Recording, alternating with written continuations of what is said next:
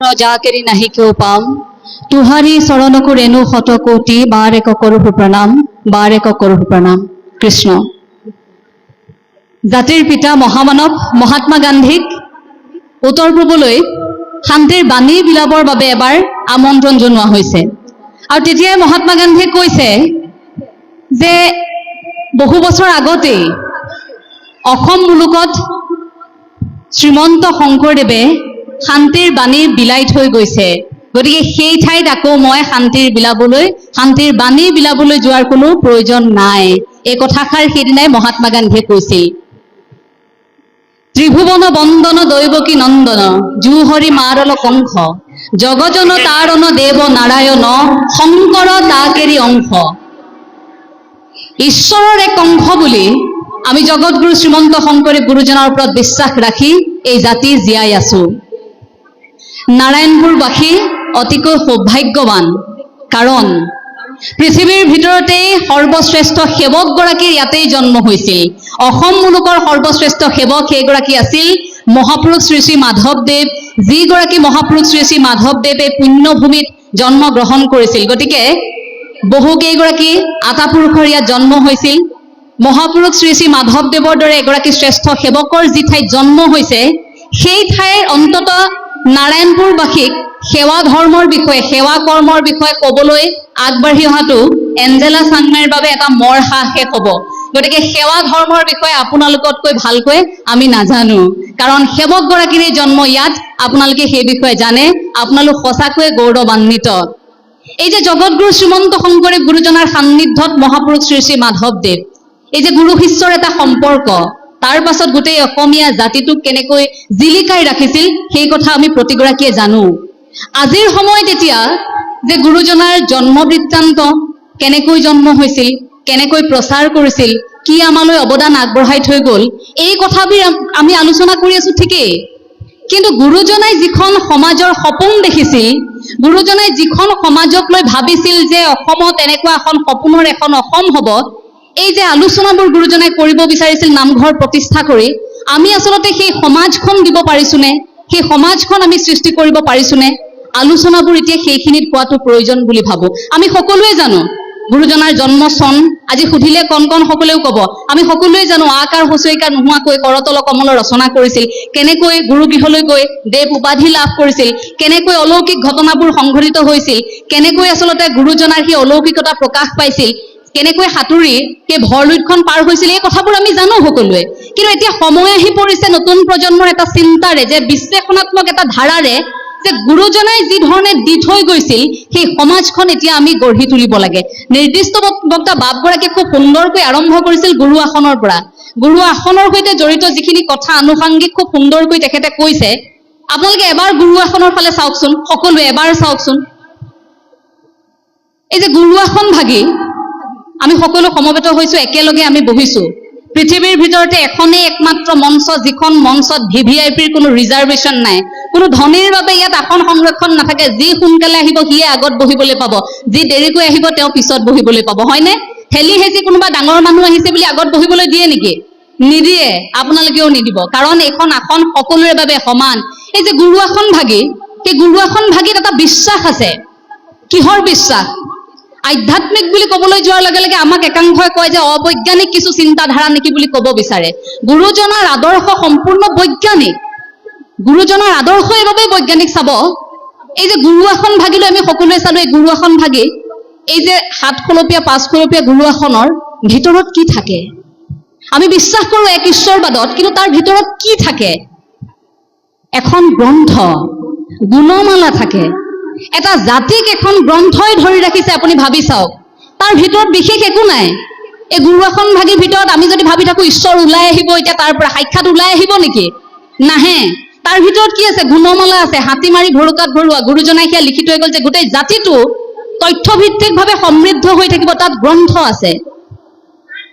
কীৰ্তনতে শংকৰ গুৰু, ঘোষাতে মাধৱ, দুয়োজনাই আমাৰ গুৰু পৰম বান্ধৱ। কীৰ্তনৰ মাজত গুৰুজনা আমাৰ মাজত থাকিবই, নামঘোষাৰ মাজত মহাপুৰুষ শ্ৰী শ্ৰী মাধৱদেৱ আমাৰ মাজত থাকিবই। তাৰোপৰি যে এই গুণমালা আমাৰ মাজত যে দি থৈ গ'ল, এই গুণমালাখনক বিশ্বাস কৰি আমি সকলো এতিয়া বহি থকা নাই জানো? ভাগৱত ব্যাখ্যা কৰে আমি বহি থাকো, কিহৰ আশাত, কিহৰ হেঁপাহত? কিবা পোৱাৰ তাৰণতটো নহয়, কাৰণ গুৰুজনাই সেই এক ঈশ্বৰবাদৰ বিশ্বাসটোৰ কথা কৈছিল। আজি সাম্প্ৰতিক সময়ত আপোনাক বহুজনে আক্ৰমণ কৰিব পাৰে, কাৰণ প্ৰেক্ষাপটটো এনেকুৱা যে আজিৰ সময়ত ধামখুমীয়া কিহত আপোনালোকে নিশ্চয় মই নকলেও সেই কথাখিনি জানে। আপোনালোকে টেলিভিছন খোলাৰ লগে লগে আপোনালোকে দেখিছে এইকেইটা দিন অসমৰ ৰাইজ ক'ত ব্যস্ত হৈ পৰিছে। আপোনালোকে দেখিছে, নতুনকৈ কোৱাৰ প্ৰয়োজন নাই, ঘনে ঘনে পূজা মণ্ডপত সোমাবলৈ ভিৰ লাগিছে। গধূলি হোৱাৰ লগে লগে সেইসকলৰ কিন্তু নামঘৰলৈ আহিবলৈ সময় নাই, আহৰি নাই। আমি বিৰূপ কৰিব বিচৰা নাই, আমি আক্ৰমণ কৰিব বিচৰা নাই, আমি আক্ৰোশমূলক কথা ক'ব বিচৰা নাই। এইবাবেই কাৰণ গুৰুজনায়ো কৈ থৈ গৈছিল যে পৰৰ ধৰ্মক নিহিংসিবা কদাচিত। আপুনি যিটো কৰি আছে আপুনি কৰ্মটো কৰি যাওক, আপুনি আনৰ ধৰ্মক হিংসা কৰিব নালাগে।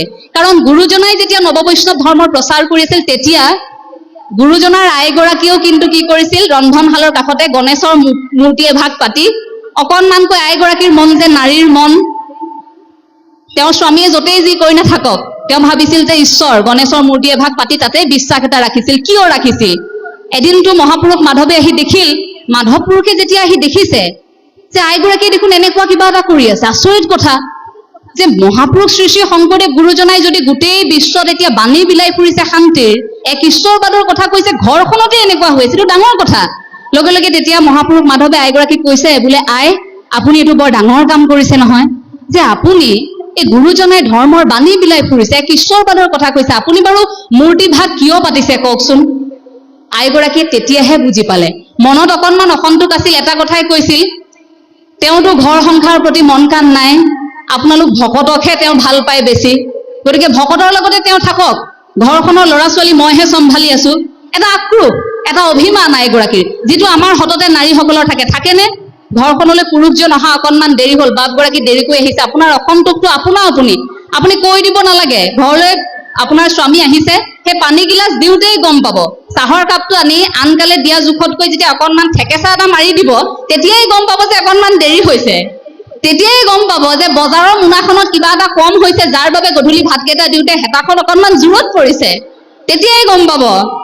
এই অসন্তোষবোৰ আমিতো সাধাৰণ মনুষ্য। গুৰুজনাই যিবোৰ চৰিত্ৰ উপস্থাপন কৰি থৈ গৈছিল নাৰীকেন্দ্ৰিক, তাতো সেই অসন্তোষবোৰ দেখিবলৈ পোৱা গৈছিল। কিন্তু সেইবোৰ আমি ধনাত্মক এটা দৃষ্টিভংগীৰে ল'ব লাগিব। আইগৰাকীও অসন্তোষ কৰিছিল নহয়।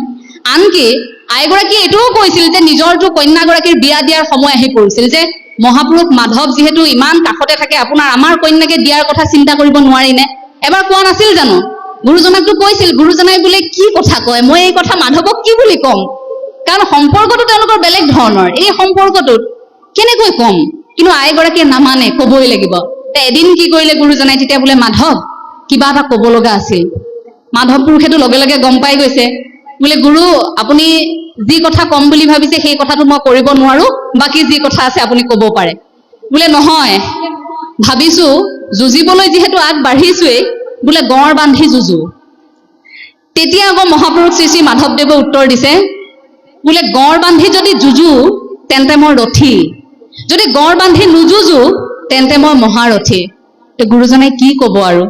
মাধৱৰ সন্মুখত, মাধৱ পুৰুষৰ সন্মুখত সেইদিনা গুৰুজনা নিৰুত্তৰ হৈ গল। গুৰুজনাই উত্তৰ দিব নোৱাৰিলে।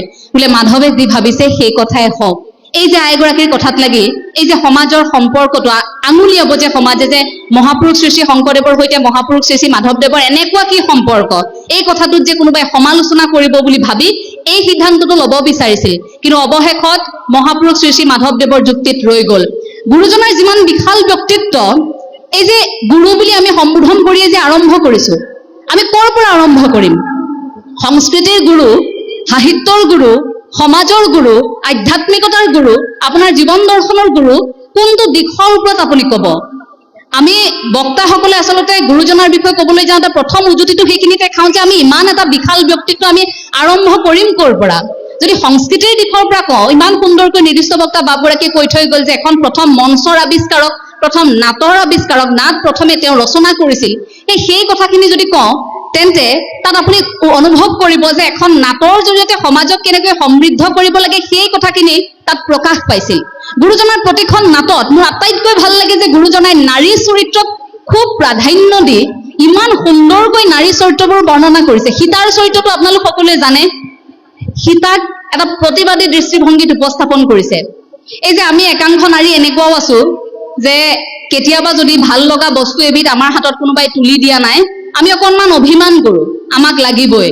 আমাৰ বাৰীৰ ফুলগছ এজোপা আমি ৰুইছো, কোনোবাই নুসুধাকৈ ফুলজোপা চুৰ কৰি নিলে আমাৰ বেয়া লাগিব। আইসকল ফুলৰ প্ৰতি, গছৰ প্ৰতি বেছি আকৰ্ষিত, গতিকে ফুলপাহ ছিঙি নিলে বেয়া লাগে। সেই অৱস্থাটো কাৰ হৈছিল? সচীৰ হোৱা নাছিল জানো? যেতিয়া নাৰদে গৈ সচীক কৈছিল যে বোলে ফুলপাহ এতিয়া নিব লাগিব, ফুলপাহ আপুনি দিব লাগিব, সত্যভামাক ফুলপাহ লাগে, আৰু সত্যভামাই নেৰে যে মোক পাৰিজাত ফুল লাগিবই, ৰুক্মিণীক তুমি আনি দিব পাৰিলা, ময়োতো তোমাৰ পত্নী, যে মোকো লাগিব, লাগে লাগে ভাৱটো আহিল নে মনত?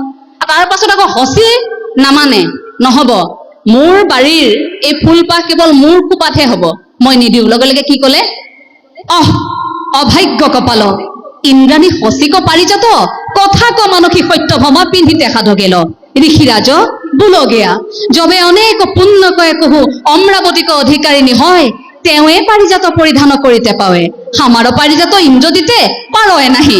মানে আমাৰ পাৰিজাত ইন্দ্ৰদেৱৰ বাহিৰে আন কোনেও ল'ব নোৱাৰে। তুমি ক'লেই হ'ব নেকি? সত্যভামা মানুহে, মই স্বৰ্গত বাস কৰোঁ, গতিকে এই ফুলপাহ কেৱল মোৰ খোপাতেই থাকিব, সেইটো অহংভাৱ। সেই চৰিত্ৰটোৰ সমান্তৰালকৈ যদি আপুনি চাই, তাৰ এটা বিপৰীত চৰিত্ৰ আপুনি দেখিব ৰুক্মিণীৰ চৰিত্ৰটো। অৰ্থাৎ ৰুক্মিণীয়ে সকলোখিনি সহজে এৰি দিছিল। ঠিক আছে, প্ৰথম ফুলপাহ তুমি মোক আনি দিলা প্ৰভু, স্বামী তুমি মোক দিলা, মোৰ খোপাত উজলিল, তুমি দ্বিতীয় ফুলপাহ কাক দিছা তুমি দিব পাৰা, কথা নাই, দাবীও কৰা নাছিল।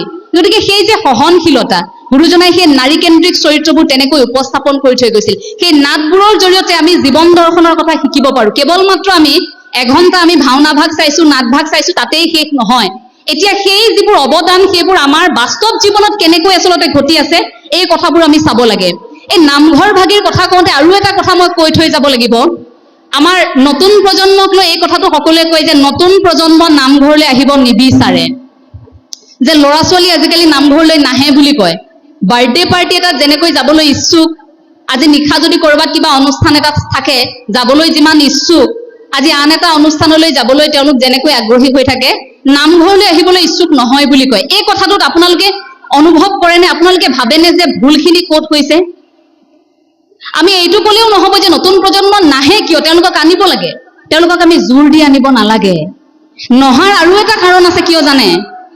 এই যে নামঘৰলৈ আহি নামঘৰৰ পৰা উভতি গৈ যেতিয়া ঘৰখনৰ মাতৃগৰাকীয়ে যেতিয়া ঘৰত গৈ ক'ব আজি শইকীয়ানীৰ লগত এইটোহে হ'ল, এই নামঘৰত প্ৰসংগত কি হ'ল তেওঁ গম নাপায়। পিছফালে বহি শইকীয়ানী বৰুৱানীৰ কাহিনী আৰম্ভ কৰিছে, আমুকৰ ল'ৰাটোৱে আমুকত চিট পালে, তামুকৰ ছোৱালীজনী কালি বাইকত আহিছিল, কোনটো ল'ৰাৰ লগত আহিছিল নাজানো নহয়, ইহঁতৰ চাগে বিয়া ঠিক হৈ আছে দেই, বোলে আমুকৰ বিয়াখন ভাঙিল নহয়, তামুকৰ কিবা এটা হ'ল, এই কথাবোৰ আলোচনা হয়। গুৰুজনাৰ আদৰ্শ ক'ৰবাতে থাকিল। মাহ প্ৰসাদ বিতৰণ হৈ আছে, চুকে কোণে দেখিব খুটা এটা আঁৰ লৈ লৈছে, খুটাত ভেজা দিটো বহা আছেই, ভেজা এটা দি ল'ব আৰু খুটাতে তিনিগৰাকী মিলি ল'লে, বোলে কাহিনী ক'ৰ পৰা আৰম্ভ কৰিলে, গাঁওখনৰ এইটো চুকৰ পৰা গোটেই কাহিনী শেষ কৰি সিটো চুক পালে। সেই মানুহগৰাকীয়ে যদি ঘৰখনত গৈ যদি কয় যে আজি এনেকুৱা হ'ল, পাতি থাকে, সন্তানে যদি শুনে, শুনাৰ পিছত সেই সন্তানে পিছদিনা নামঘৰলৈ আহিম বুলি ভাবিবনে? নামঘৰৰ কথাবিলাক, এই যে বিষয়বাবক লৈ যে আজিকালি অঁৰিয়া অঁৰি খোৱা কামোৰা যে এতিয়া লাহে লাহে আটাইতকৈ পবিত্ৰ ঠাইখিনি পাইছেহি, এই কথাটো আপোনালোকে অনুভৱ কৰেনে? যিখন পবিত্ৰ ঠাইত কেতিয়াও বিষয়বাবক লৈ কেতিয়াও তৰ্ক হোৱা নাছিল, লাহে লাহে নামঘৰৰ মজিয়াত সেইবোৰ হ'বলৈ লৈছে। আৰু অসমীয়া সমাজৰ আটাইতকৈ বেয়া লগা কথা সেইবোৰে। গতিকে সন্তানক আপুনি আনিবলৈ হ'লে আপুনি তেওঁক আকৰ্ষণ বৃদ্ধি কৰাব লাগিব। এই যে গ্ৰন্থখনৰ কথা ক'লো, তেওঁক যুক্তিৰে বুজাব লাগিব যে চোৱা শুন, তুমি যাব লাগিব নামঘৰলৈ, কাৰণ নামঘৰত তুমি বৈজ্ঞানিক দৃষ্টিভংগীৰ কিছু বিশ্লেষণ পাবা, তাত গ্ৰন্থহে আছে। তুমি পঢ়ি চাব লাগিব গুণমালাত কি আছে, তুমি চাব লাগিব কীৰ্তনত কি আছে, তুমি চাব লাগিব ঘোষাত কি আছে।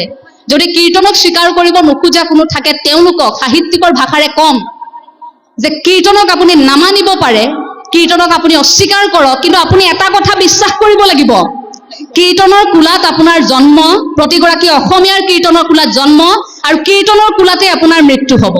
আপুনি স্বীকাৰ কৰিব লাগিব। নামঘোষা, ঘোষা শাস্ত্ৰ, তাৰ জৰিয়তে আপুনি ঈশ্বৰৰ উপাসনা কৰিব পাৰিব। এখন গ্ৰন্থৰ জৰিয়তে ভাবক, ইয়াত অবৈজ্ঞানিক একো কথা নাই, ই মানসিক খাদ্য হ'ব পাৰে। আজি বহু বছৰ আগতে বহু ঠাইত বহু সাহিত্যিকে এই কথাবোৰ কৈ থৈ গৈছে, কিন্তু আমাৰ একাংশ বংগৰ সাহিত্যিকে কিন্তু গুৰুজনাক তেতিয়া আক্ৰমণ কৰিছিল। আনকি এনেকেও লিখিছিল যে চৈতন্যদেৱৰ পৰা জগতগুৰু শ্ৰীমন্ত শংকৰদেৱ গুৰুজনা বোলে অনুপ্ৰাণিত হৈছে। সেইসকলক ক'ব বিচাৰিম যে গুৰুজনা চৈতন্যদেৱতকৈ ৩৬ বছৰ ডাঙৰ, গতিকে ৩৬ বছৰ ডাঙৰ ব্যক্তি এগৰাকী কেনেকৈ অনুপ্ৰাণিত হ'ব? কেৱল হৰে কৃষ্ণ হৰি ৰাম মিলিলেই, কৃষ্ণ হৰি ঔ হৰি ৰাম ৰাম ৰাম, এই মিলটো দেখিলেই আমি ক'ব নোৱাৰো যে গুৰুজনা তেওঁৰ দ্বাৰা অনুপ্ৰাণিত হৈছে। শেক্সপিয়াৰতকৈ শ্ৰেষ্ঠ বুলি আমাৰ নিৰ্দিষ্ট বক্তা বাপগৰাকীয়ে কৈ থৈ গৈছে। এই ক্ষেত্ৰত মই জগতগুৰু শ্ৰীমন্ত শংকৰদেৱ গুৰুজনা আৰু শেক্সপিয়াৰৰ এটা কাল্পনিক কথোপকথন পাঠ কৰিছিলোঁ আজিৰ পৰা বহু বছৰ আগতে। তাত উপস্থাপন কৰিছিলোঁ যে সঁচাকৈ শেক্সপিয়াৰতকৈ গুৰুজনা শ্ৰেষ্ঠ, কিন্তু ভুল হ'ল অসমীয়া সমাজৰ, যে অসমীয়া সমাজে সেই গুৰু আসনখনৰ পৰা এইখিনিলৈকে এই ঠাইখিনিৰ মাজতে শংকৰদেৱক ৰাখিব বিচাৰিলে। জগতগুৰু শ্ৰীমন্ত শংকৰদেৱ গুৰুজনাৰ আদৰ্শটোক এই ইমানখিনিৰ মাজতেই ৰাখিলে। গুৰু জয়ন্তী পাতিলে, ধৰ্মালোচনী সভা এখন, দুই এজন আমাৰ দৰে বক্তাক মাতিলে, কথা বতৰা হ'ল, ভোজ ভাত খাই সকলো ঘৰা ঘৰি গ'ল। নাই, পিছদিনাৰ পৰা আমাৰ হাতত অসংখ্য বিকল্প, আমি কামে কামে লাগি গ'লো। ৰৈ গ'ল কামখিনি সেইখিনিতে। এইখিনিতে ৰৈ যোৱাৰ বাবে আমি ক'ৰবাত দুৰ্বল হৈ গৈছো। আমাক সমালোচনা কৰিবলৈ সকলোৱে সুযোগ সুবিধা পাইছে। ঈশ্বৰবাদৰ বিশ্বাসটোৰ কথা যে আমাক ক'লে, এক ঈশ্বৰবাদৰ ধাৰণাটো যে আমাক গুৰুজনাই দিলে, কিয় দিলে? ঈশ্বৰৰ আকাৰ নাই বুলি যদিও কৈছে, গুৰুজনাই কিন্তু এইটোও কৈছে যে কেতিয়াবা জীৱক উদ্ধাৰ নিমিত্তে ঈশ্বৰে কিন্তু আকাৰ লৈও আমাৰ মাজত আহিছে। কাৰণ গুৰুজনাকো আমি ঈশ্বৰৰ এক অৱতাৰ বুলি নাভাবো জানো? 4গৰাকী ব্ৰাহ্মণ গৈছে গুৰুজনাৰ কাষলৈ, গুৰুজনাৰ কাষলৈ গৈ যুক্তি দিছে, বহু সময় যুক্তি চলি আছে। বাৰে বাৰে তেওঁ বুজাবলৈ এইটো গুৰুজনাই চেষ্টা কৰিছে যে ঈশ্বৰ নিৰাকাৰ, পৰম ব্ৰহ্ম নিৰাকাৰ, কিন্তু কেতিয়াবা কেতিয়াবা জীৱক উদ্ধাৰ নিমিত্তে কেতিয়াবা কিন্তু আকাৰ লয়। এই কথাষাৰ বুজাবলৈ চেষ্টা কৰি আছে, বুজাব পৰা নাই। তেতিয়া চান্দখাই আছিল কাষত। চান্দখাই বোলে, ব্ৰাহ্মণসকল মই আপোনালোকক 3টা প্ৰশ্ন সুধিম, বোলে সোধক। প্ৰথম প্ৰশ্নটো সুধিলে যে বেদৰ উৎপত্তি ক'ৰ পৰা, দ্বিতীয় প্ৰশ্নটো সুধিলে যে গংগাৰ সৃষ্টি ক'ৰ পৰা, তৃতীয় প্ৰশ্নটো সুধিলে যে ব্ৰহ্মাৰ সৃষ্টি ক'ৰ পৰা। লগে লগে ব্ৰাহ্মণ 4গৰাকীয়ে উত্তৰ দিছে, বোলে বেদৰ সৃষ্টি হৈ গ'ল বিষ্ণুৰ পৰাই, বিষ্ণুৰ মুখৰ পৰা ওলালে বেদ, সেই কথাটো ক'লে। বোলে আকৌ গংগাৰ সৃষ্টি কেনেকৈ হ'ল, বোলে নাভিৰ পৰা, পদকমলৰ পৰা বোলে ব্ৰহ্মাৰ সৃষ্টি হ'ল, তেনেকৈ বোলে গংগাৰ সৃষ্টি হ'ল। এই কথাষাৰ যেতিয়া উত্তৰটো দিলে, তেতিয়া মিচিকিয়া এটা হাঁহি মাৰি গুৰুজনে চান্দখাইলৈ চাইছে, চাই কৈছে যে উত্তৰটো তেওঁ পালে। অৰ্থাৎ যে এজনৰ পৰাই যদি, সেই পৰম ব্ৰহ্মৰ পৰাই যদি 3 ভাগ বস্তু ওলাইছে, তেন্তে আপুনি ভাবি চাওকচোন আকাৰ আছে নে নাই। এই কথাষাৰ তেতিয়া উত্তৰটো দিছে চান্দখাই। গুৰুজনাই এটা সন্তুষ্টিৰ হাঁহি মাৰিছে। এই যে আমি নিৰাকাৰ বুলি যদিও কৈছো, কৃষ্ণ সংস্কৃতি, ই নিৰাকাৰ যদিও আমি এখন বুকুত ছবি লৈ ফুৰিব লাগিব, অন্তত গুৰু আসনৰ ছবিখন লৈ ফুৰিব লাগিব। ভাৰতবৰ্ষৰ মানুহৰ হাতত বিকল্প অসংখ্য আছে। আজি এইজন বাবা সন্তুষ্ট হোৱা নাই, আন এজন বাবাৰ ওচৰলৈ যাবনে? অনলাইনতে আজিকালি ভগৱানক পাব পাৰি, অনলাইনতে সেৱা এটা কৰি দিয়ে হ'ল। আৰু কাষত থকা এঘৰেতো ক'বই যে হেৰি নহয়, এটা কাম কৰ, তহঁতৰ ছোৱালীজনী বেমাৰ ভাল হোৱা নাই, ডক্তৰৰ ওচৰত নিব নালাগে, প্ৰথমে এটা কাম কৰ, সেই শৰাই এভাগ আগবঢ়াই থৈচোন বাবাৰ ওচৰত, অনলাইন দিলেও হয় বোলে, যাবি। কয়নে? সঁচা কথা। কিন্তু এইখিনি ৰাইজে এতিয়া সমালোচনা বুলি ভাবিব, কিন্তু গঠনমূলক সমালোচনা বুলি আপোনালোকে লগ কৰেনে? এটা বিকল্প, এইটো আমাৰ দুখ নহয়, কাৰণ ভাৰতীয় সভ্যতা সংস্কৃতিত আমাৰ অসংখ্য বিকল্প আছে। আমি এজনৰ ওচৰত আজি সন্তুষ্ট হোৱা নাই, কাইলৈ আৰু এজনৰ ওচৰলৈ আমি যাব পাৰো। কিন্তু আমাক জগতগুৰু শ্ৰীমন্ত শংকৰদেৱ গুৰুজনাই সেই বিশৃংখলতা আমাৰ মাজত সৃষ্টি নহওক বুলি, ধৰ্মৰ বাহুল্যতাত আমি কেতিয়াবা নিজক হেৰুৱাই নেপেলোৱা এটা পৰিস্থিতি আহক, সেইবাবে কি কৰিছিল যে নামঘৰ ভাগ প্ৰতিষ্ঠা কৰি এই নামঘৰ ভাগত এক ঈশ্বৰবাদৰ সেই ধাৰণাটো দিছিল যে এজন ঈশ্বৰতে তুমি ভকতি কৰা, তুমি মানৱ সেৱা কৰা। এই যে সেৱা কৰাৰ কথাটো ক'লো, সেৱা ধৰ্মৰ কথা ক'লো, পৃথিৱীত এইটোৱে আটাইতকৈ শ্ৰেষ্ঠ ধৰ্ম। আমি যে এতিয়া নৈবেদ্য আগবঢ়াওঁ, আমি যে মাহ প্ৰসাদ প্ৰথমে গুৰুজনালৈ আগবঢ়াওঁ, আমি কেতিয়াবা দেখিছো নেকি যে ভগৱানে আহি সেই প্ৰসাদ খাই আছে?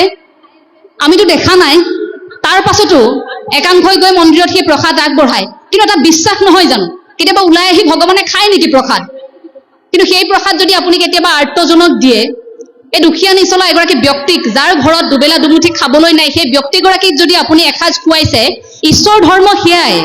আপুনি নামঘৰলৈ আহি আজি ভাগৱত অনুষ্ঠানটোত থাকিব পৰা নাই, কিন্তু তাৰ পৰিৱৰ্তে আপুনি আজি যদি আৰ্তজনক ক'ৰবাত সহায় কৰিছে, ক'ৰবাত যদি ৰক্ত দান কৰিছে, আপোনাৰ সেয়া সেৱা, সেয়া ঈশ্বৰে পাব। সেৱা বুলি কোৱাৰ লগে লগে মই আৰু এটা কথা এইখিনিতে উনুকিয়াবলৈ পালে ভাল পাম, যে শ্ৰীমন্ত শংকৰদেৱ সংঘই সেৱা কৰিবৰ বাবে আমাৰ যুৱকসকলক এটা সুবিধা দিছে। সেই সুবিধা কি জানেনে? সকলোৱে জানে, সেয়া হৈছে সেৱা বাহিনী। গতিকে সেৱা বাহিনীৰ যিসকল ইয়াত সেৱক সেৱিকা আছে সেইসকল সেৱক সেৱিকাক অন্তৰৰ পৰা